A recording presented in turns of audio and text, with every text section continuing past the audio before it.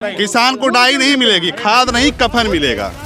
और इनसे कोई बात करेंगे ये लोग दिल्ली जाएंगे, पाकिस्तान जाएंगे, तालिबान जाएंगे, यहाँ के बारे में बात नहीं करेंगे।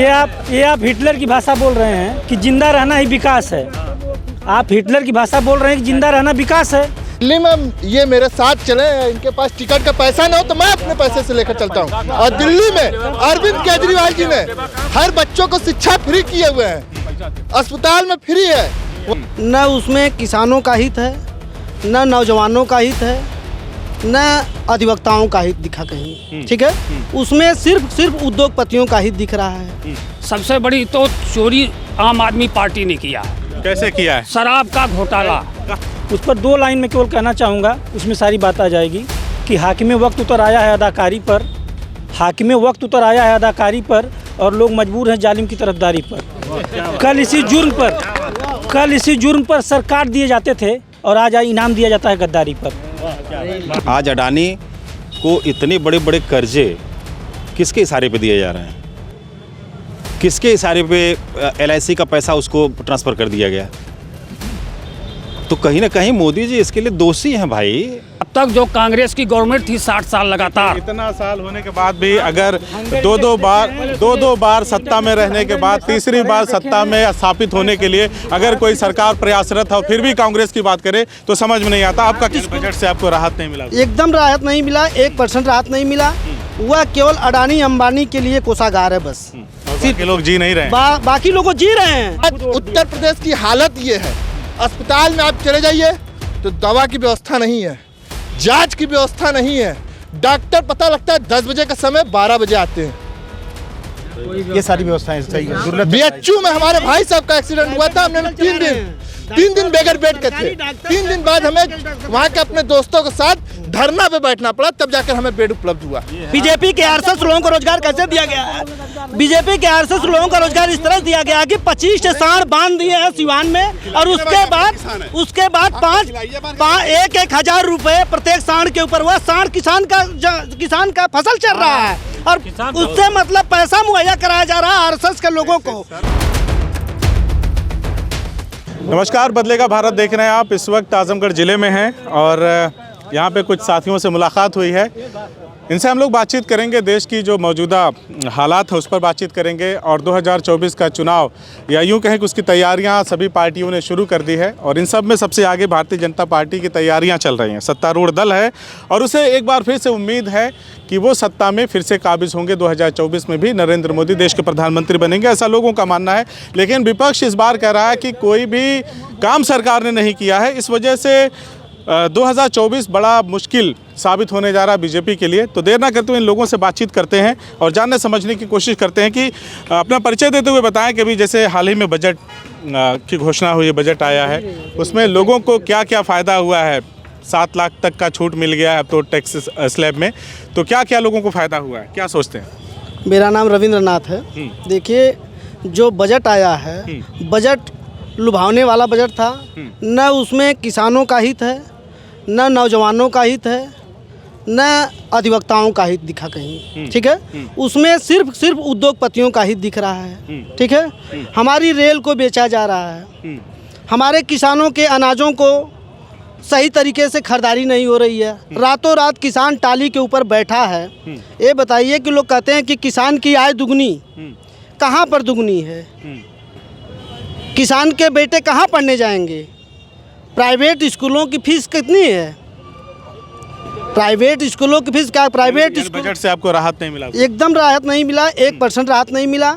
वह केवल अडानी अंबानी के लिए कोषागार है बस। और बाकी लोग जी नहीं रहे, बाकी लोग जी रहे हैं। जीने के लिए तो वही है कि जैसे आदमी की अफसर से थोड़ा सा। क्या आपका शुभ नाम क्या है? ऐसा है, मेरा नाम रविंद्रनाथ मिश्रा है। जी मिश्रा जी, बताएं क्या फायदा हुआ बजट की इस घोषणा से? आम आदमी को क्या फायदा? सब लोग आज़ाद हुए सन 47 में। अभी सर जो मैं पूछ रहा हूँ उसको बताइए ना। सुन लीजिए। ये तो बात है, सही बात। मैं आपसे ये जानना चाहता हूँ कि अभी जो घोषणा हुई है, आप उस पर आइएगा, लेकिन मैंने जो पूछा थोड़ा उसको तो बता दीजिए, लोगों को क्या फायदा हुआ इस नए बजट? प्रश्न बताएंगे। अभी हाल ही में जो बजट की घोषणा हुई है, इससे आम भारतीय जनमानस को क्या फायदा हुआ है? इस सबका विकास होगा। सबका विकास होगा, जनता खुशहाल रहेगी और इस समय जनता खुशहाल है। अच्छा, इस बजट पर अच्छा, हाँ, क्या क्या सबको मिला है, नया मिला क्या है। क्या मिला है देश के लोगों अभी अभी तुरंत तो मिल नहीं जाएगा। जब बजट पास होगा, एक आज तो बधी है ना। सुनिए, जब बजट पास होगा, जब क्षेत्र में आएगा तब ना वह मालूम होगा कि जनता क्या है। अभी से लोग जो कह रहे हैं कि हम खाने बिना मर रहे हैं, सन 47 से आज तक खाने के लिए लोग मर रहे हैं लोग।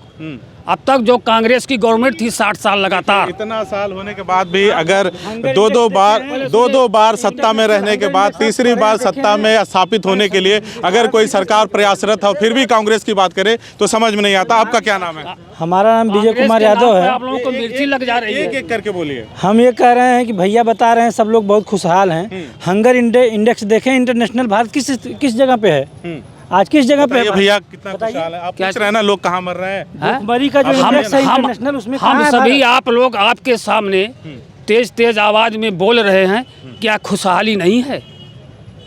बोलिए, आपको दिखाई नहीं दे रहा है? बोलना खुशहाल। ये आप हिटलर की भाषा बोल रहे हैं कि जिंदा रहना ही विकास है। आप हिटलर की भाषा बोल रहे हैं कि जिंदा रहना विकास है।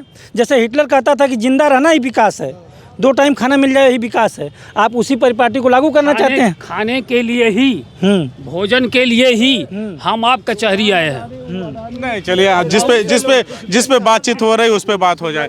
आप बताइए अभी जो मौजूदा हालात हैं देश के, अडानी समूह के शेयर्स लगातार धराशायी हो रहे हैं। LIC का 70,000 करोड़ से ज़्यादा लगा हुआ, लोग कह रहे हैं LIC डूब जाएगी, तमाम चीज़ें होंगी। और RBI ने भी कह दिया था कि अडानी समूह पर निगाह रखने के लिए बैंकों ने जो कर्ज दिया है। मोदी जी के सुन पहले लीजिए। अडानी को, हाँ मैं समझ रहा हूँ। हाँ, तो अभी मामला ये है कि RBI ने भी कह दिया कि नहीं, स्थिरता है बैंकों में, कहीं कोई गड़बड़ी नहीं है।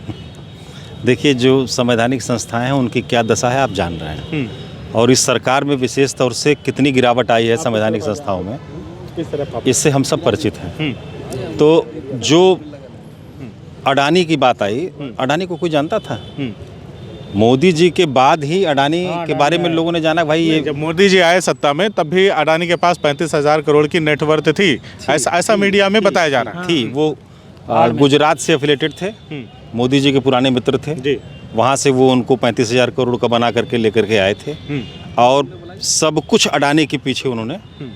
तो जो इनकी पॉलिसी है किसी एक आदमी को इतना मजबूत करना और सारे लोगों को हैंड टू माउथ कर देना, वो उसी का नतीजा है। आज अडानी को इतने बड़े बड़े कर्जे किसके इशारे पे दिए जा रहे हैं? किसके इशारे पे LIC का पैसा उसको ट्रांसफ़र कर दिया गया? तो कहीं ना कहीं मोदी जी इसके लिए दोषी हैं भाई। मोदी जी को जवाब देना चाहिए। तो अब मोदी जी कहे कि न खाऊंगा न खाने दूंगा। अब बताइए वो गरीब आदमी जो LIC में पैसा लगाया हुआ है, जो स्टेट बैंक में पैसा जमा किया हुआ है, जिसको अपना घर बनाना है, 2 कमरे का घर बनाना है, बेटियों की शादी करनी है, बच्चे को स्कूल भेजना है, बच्चों को अच्छी शिक्षा देनी है, उनका सारा पैसा तो डुबा दिया अडानी ने, और मोदी जी मौन है। एक नारा दे देंगे बढ़िया, जैसे अभी भैया ने कहा कि विकास हो रहा है, तो सबका साथ सबका विकास एक नारा आ जाएगा। तो नारों से थोड़ी देश चलेगा, देश तो हकीकत से चलेगा ना। और हकीकत ये है कि देश का सारा पैसा लुटवाया जा रहा है, खुलेआम लुटवाया जा रहा है। सीधे इस सवाल के जवाब में आपका मैं कमेंट चाहूँगा, इधर उधर की बात नहीं, सीधा मुद्दे पे। देश का सारा पैसा लुटवाया जा रहा है, आम जनमानस का पैसा ही बैंकों में जमा रहता है। बड़े बड़े जो उद्योगपति हैं वो कर्ज लेते हैं। इस अस्थिरता दिख रही है कहीं पे? RBI ने और LIC ने कहा कि कहीं कोई गड़बड़ी नहीं है। ये स्टेटमेंट आया है कि नहीं आया, आप बता दीजिए। नहीं, स्टेटमेंट तो आया है, लेकिन आप लोग जो है, इसी पे आपसे सवाल चाहता हूँ मैं, इसी पे आपसे सवाल चाहता हूँ, तो क्या ये संवैधानिक संस्थाएं घोषणा करेंगे कि अस्थिरता है? नहीं, देखिए, आप कैसे उम्मीद कर रहे हैं कि LIC अडानी के खिलाफ जाएगी? आप कैसे उम्मीद कर रहे हैं? आज वो CBI कहाँ कहीं दिखाई पड़ रही है? बता दे रहा हूँ, जो दौड़ा लेती थी, पकड़ लेती थी हमारे नेता उनके जो अरविंद केजरीवाल जी के घर पे। अच्छा, मैं आपकी तरफ लौटता हूँ। आम जनमानस में ये चर्चा है कि अगर हिंडनबर्ग की जो रिपोर्ट छपी, अगर उसका कार्यालय दिल्ली में होता, मतलब भारत में होता, तो अब तक CBI, ED, SEBI सारे लोग पहुँच गए होते। बिल्कुल पहुंच गए होते, एकदम पहुंच गए होते। कितनी सत्यता है इस बात में? बिल्कुल सही, 100% सत्ता है, पहुंच गए होते। और सारा मामला रफा दफा हो जाए। रफा दफा हो जाता। चुनाव आता है, मनोज सिसोदिया घर छापा पड़ने लगता है। गुजरात चुनाव जैसे ही आया, जैसे ही वो कैंपेन करना शुरू किए, सिसोदिया घर छापा, अरविंद केजरीवाल के घर छापा, और सब मामले अब ठंडे हो गए, कहीं कोई छापा नहीं। शराब वाले मामले में गड़बड़ी थी, शराब वाले मामले में आप बता रहे थे। एक मिनट, हाँ। जो यह विपक्षी दल जो है, देश और विदेश, ये अंतर्राष्ट्रीय षड्यंत्र चल रहा है। इसमें 4 मुद्दे उठाए गए हैं। किसके लिए? किसके लिए? सुन लीजिए, किसके लिए? केंद्र सरकार के ऊपर। केंद्र सरकार को? हाँ, ये 4 मुद्दे उठाए गए हैं। हाँ। एक जो है BBC वाला जो वो प्रकरण आया, डॉक्यूमेंट्री जो रही है। हाँ, ये चीज़ आया। एक हिडनबर्ग वाला आया, ये भी गलत है। अच्छा। और दूसरा, तीसरा रामचरितमानस पर। हाँ। और एक और है, चार मुद्दे। ये विपक्षी पार्टियां मिल करके बाहरी लोगों से केंद्र सरकार को बदनाम करना चाहती हैं। फंडिंग किए, और सुनिए, हिडनबर्ग को फंडे। शराब के कारोबार में जहाँ तक बात है, आम आदमी पार्टी सबसे ज़्यादा मुखर, सबसे बड़ी तो चोरी आम आदमी पार्टी ने किया है। कैसे किया है? शराब का घोटाला कहाँ साबित हुआ है? कोर्ट में चार्जशीट दाखिल है। साबित हो गया? चार्जशीट दाखिल है, ऐसा कुछ? पूछिए कहाँ पे देखा है उन्होंने, पूछिए उनसे, पूछे शराब घोटाला है क्या? शराब घोटाला आप बता दीजिए, पूछ रहे हैं नेताजी। चार्जशीट दाखिल हो चुकी है, कुछ लोग अभी बचे हैं। जो सबसे बड़े चोर हैं, ये अरविंद केजरीवाल, मनीष सिसोदिया, उनकी चार्जशीट दाखिल होना बाकी है। और छोड़ रहे हैं आप लोग, इतना जब जानते हैं तो पकड़वाइए उनको। दाखिल हो जाएगी। दाखिल हो जाएगी। हाँ, 24 के बाद? निश्चित 24 के नहीं। देखिए बातें इस तरह की हो रही हैं कि जैसे लग रहा है कि चार्जशीट भी आपके घर बन रही है और सारे आरोप भी आपके घर तक। देखिए विपक्ष, देखिए नहीं, शब्दों का इस्तेमाल जरा ध्यान से। मैं ये कह रहा था कि आप विरोध करिए, लेकिन उसका एक तरीका होता है विरोध। इन्होंने कहा विपक्षी पार्टियां साजिश कर रही हैं, इंटरनेशनल षड्यंत्र चल रहा है देश को अस्थिर। विपक्षी पार्टियों ने कहा था 2 करोड़ रोजगार देने के लिए। विपक्षी पार्टियों ने कहा था आय दुगना करने के लिए। कहाँ बजट में कहीं को दिखाई पड़ रहा है? केजरीवाल ने जो घोषणा किया था, बता दीजिए, कोई एक कंप्लायंस किया अपने में? कुछ नहीं किया है। सब जो आप हमसे नहीं, जनता से पूछिए, जनता बताएगी। चलिए ठीक है, हम पूछ लेते हैं। हाँ बताइए, केजरीवाल पे प्रश्न। केजरीवाल जी झूठ बोल रहे हैं तो क्या मोदी भी झूठ बोल रहे हैं, इसका मतलब है? केजरीवाल ने हमने मान लिया कुछ नहीं किया, क्या मोदी ने भी कुछ नहीं किया? अच्छा, जब मैं एक चीज ये जानना चाहता हूँ, आप इधर आए, जब भी बीजेपी से प्रश्न होता है या बीजेपी समर्थकों से बातचीत होती है तो वो केजरीवाल, कांग्रेस, उन सब की बात करते हैं, लेकिन जिनकी बात की जाती है उस पर जवाब नहीं देते। वो जवाब देंगे ही नहीं। उनके पास दरअसल बात यह है कि वो जवाब उनके पास है ही नहीं। अगर जवाब होता तो जवाब देते ना, अगर कुछ करते तो जवाब देते, कुछ करते हैं नहीं। आकर के माइक पे चिल्ला करके और वो सीधे घर चले जाते हैं। कौन क्या कर रहा है, क्या हो रहा है? मौके पे जो देश के हालात हैं, बैंकों को लेकर के संदेह अब जाहिर किया जा रहा है, LIC में पैसा डूब गया, हटाने को इतना कर दीजिए, तो आप लोग भी पैसा जमा किए होंगे, मन में कोई असुरक्षा? अरे इस समय जो बीजेपी कर रही है, जो गाड़ियों की चलान हो रही है, मैं जो पूछ रहा हूँ आप लोग बताइए। इतने लोग प्रताड़ित हैं इससे कि जिसका हद नहीं है। 3 मिनट में 8-8 हज़ार की चालान हो गई है। अच्छा। अब वो भी गाड़ी जो है 10 हज़ार की नहीं होगी, 16 हज़ार की चालान हो गई। 3-3 मिनट में 8-8 हज़ार की चालान हुई है। मैंने एक सवाल पूछा था कि बैंकों में आम लोगों का पैसा जमा है, आप लोगों के भी खातों में, मन में कहीं डर लगता है कि कुछ? बिल्कुल डर लगता है। LIC, हम लोगों के घर में भी LIC की पॉलिसियाँ हैं, लोग डरे हुए हैं कहीं पैसा डूब न जाए। और सरकार की खुली पॉलिसी है, सरकार की खुली पॉलिसी चल रही है कि अपने गुजरात के खास मित्रों को पैसा दिया जाए, उनको विदेश भगाया जाए और डिफाल्टर घोषित किया जाए और उसका लाभ लिया जाए। और 100% है कि जितने लोग गुजरात के हैं, सभी लोग गुजरात के ही भागे हैं उद्योगपति, और आज भी अभी भी सामने आ रहे हैं, और सरकार उस पर मौन स्वीकृति दे रही है। उस पर 2 लाइन में केवल कहना चाहूँगा, उसमें सारी बात आ जाएगी कि हाकिम वक्त उतर आया है अदाकारी पर, हाकिम वक्त उतर आया है अदाकारी पर, और लोग मजबूर हैं जालिम की तरफदारी पर। कल इसी जुर्म पर सरकार दिए जाते थे और आज इनाम दिया जाता है गद्दारी पर। बस इसी में पूरी बात आ जाएगी। आप युवा हैं, इधर आए, थोड़ा आगे आए, क्या लग रहा है, क्या मिला है? जैसे नरेंद्र मोदी जी 14 से आए हैं, फिर 19 में भी वापस उन्होंने कमबैक किया, 24 में फिर तैयारी है, क्या मिला है सरकार में? इस बार 2024 में पूरे देश की जनता इस बार उनको दिखाएगी। और इस बार जिस तरह से भाई साहब भी कह रहे थे कि अरविंद केजरीवाल जो वादा किए हैं वो वादा पूरा नहीं किए हुए हैं। मैं बताता हूँ, दिल्ली में आइए। पहले तो आप वो बता दीजिए, दिखाएगी क्या? दिल्ली में ये मेरे साथ चले, इनके पास टिकट का पैसा ना हो तो मैं अपने पैसे से लेकर चलता हूँ। और दिल्ली में अरविंद केजरीवाल जी ने हर बच्चों को शिक्षा फ्री किए हुए हैं, अस्पताल में फ्री है, वहाँ पर महिलाओं के लिए बस यात्रा फ्री है, और कहता है अच्छी से अच्छी वहाँ पर शिक्षा उपस्थित है। मैं स्वयं अपने माता जी को वहाँ पर 5 लाख रुपए का इलाज फ्री में करा कर आया हूँ। केवल जाने का मेरा किराया लगता था, यहाँ तक कि हमारी भाभी जाती थी, बस का यात्रा फ्री था। यहाँ पर अभी आप आम आदमी पार्टी के कार्यकर्ता होता नहीं है ना? नहीं, मैं कोई कार्यकर्ता नहीं हूँ, एक मैं आम जनता हूँ, और लोगों के बीच में मैं दिल्ली में गया, अपने माताजी का इलाज कराया हूँ। 2014 में आज उत्तर प्रदेश की हालत ये है, अस्पताल में आप चले जाइए तो दवा की व्यवस्था नहीं है, जांच की व्यवस्था नहीं है, डॉक्टर पता लगता है 10 बजे का समय 12 बजे आते हैं। ये सारी व्यवस्थाएं सही है। बीएचयू में हमारे भाई साहब का एक्सीडेंट हुआ था, हमने 3 दिन बेगर बेड के थे। 3 दिन बाद हमें वहाँ के अपने दोस्तों के साथ धरना पे बैठना पड़ा, तब जाकर हमें बेड उपलब्ध हुआ।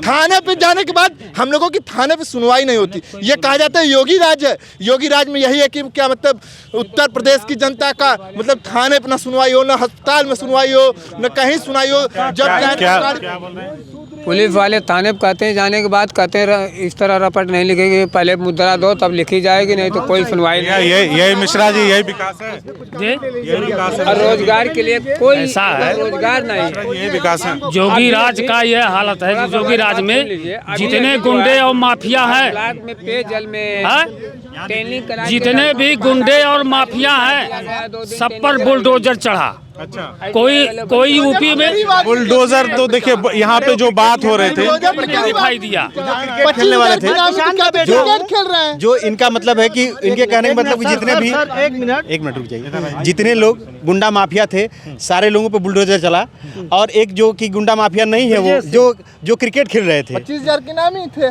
और वहाँ पे लखनऊ हत्याकांड में वो सर्वे सर्वा सम्मिलित थे, उसमें उनको नहीं कुछ किया गया।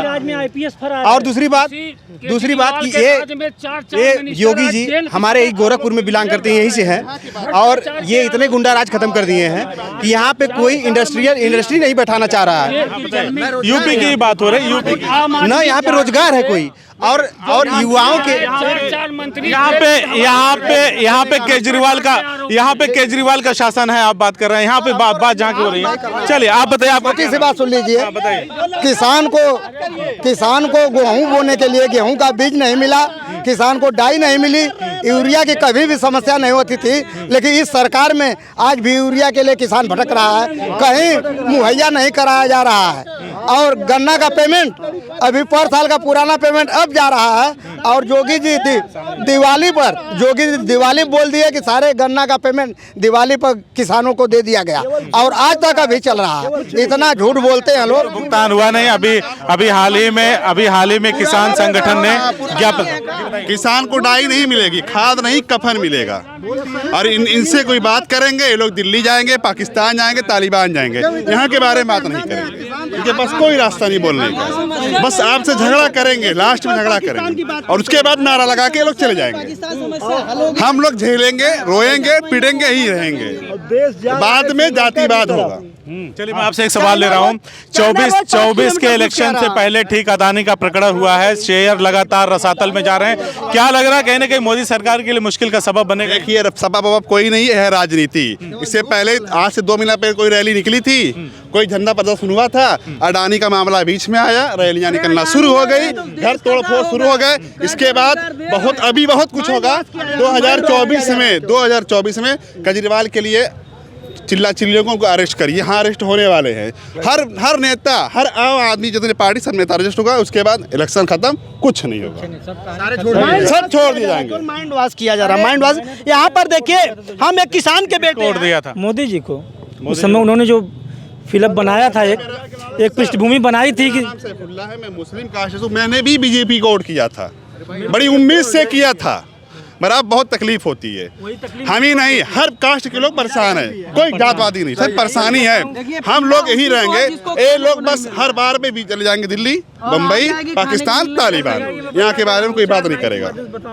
हमारा यहाँ रहना है कि पाकिस्तान में रहना है, हम यहाँ परेशान है कि दिल्ली परेशान दिया गया। बीजेपी के आरएसएस लोगों को रोजगार कैसे दिया गया है? बीजेपी के आरएसएस लोगों को रोजगार इस तरह दिया गया कि 25 सांड बांध दिए हैं सिवान में, और उसके बाद 1,000 रुपए प्रत्येक सांड के ऊपर। वह सांड किसान का फसल चल रहा है, और उससे मतलब पैसा मुहैया कराया जा रहा है आरएसएस के लोगों को। 25,000 रुपए, 50,000 रुपए। आप भक्त हैं, आप कह रहे हैं कि हम लोग गए नहीं, आप लोग किसान के नुकसान हो रहा है, आप लोग अपने दरवाजे पे। हमने मोटे तौर पे हमने समझ लिया कि यहाँ पे क्या लोग कहना चाह रहे हैं। 24 का इलेक्शन अब आने वाला है और उसकी तैयारियां सभी पार्टियों ने शुरू कर दी है। हाल ही में अभी बजट की घोषणा हुई, जिस पर हम लोग चर्चा करने आए थे कि देश के लोगों को, युवाओं को क्या मिला। लोगों ने अलग अलग तरीके से अपनी राय रखी। वहीं कुछ लोगों ने सरकार की नीतियों को लेकर के सरकार पर कटाक्ष किया है और दावा किया है कि आने वाले समय में 24 के इलेक्शन में कहीं ना कहीं केंद्र सरकार के लिए मुश्किल खड़ी होने वाली है। तो ये कहना था यहाँ के लोगों का। चलते कहीं और वहाँ के लोगों की, आम जनमानस की बात आप तक पहुँचाने की कोशिश करते हैं। धन्यवाद।